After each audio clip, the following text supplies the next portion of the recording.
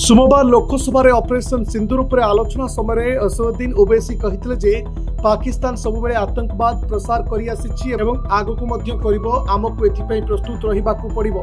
से कहिसंति जे भारत चीन सहित आलोचना शेष करी दृढ़ भावे निजर मत रखिबा उचित। तेबे से आगामी एशिया कप भारत और पाकिस्तान मध्य हेबाकु थिबा मैच को नहीं प्रश्न उठाइछंती। ओवैसी कहिसंति जे जेतेबेले भारत पाकिस्तान को जाउथुबा 80% पानी बंद कर देछि, दुई देश मध्य कौनसी वाणिज्य हेउ नाही, पाकिस्तान रो विमान भारतीय वायु क्षेत्र में उड़ी पारिबो नाही, तेबे दुई देश मध्य काहेकि क्रिकेट मैच खेला जाउछि। से कहिसंति मोर विवेक मते सही मैच देखिबाकू अनुमति देबो नाही। सरकारी नेता माने कोन लोकों को कहिबे जे आमे पहलगाम आक्रमण प्रतिशोध नैछु एवं एबे पाकिस्तान सहित मैच देखिबाकू जिबु। एभली कही से सीधासलख भावे पाकिस्तान सहित कौनसी मैच न खेला जाऊ बोली दाबी करिसंति। Report Dinalipi live.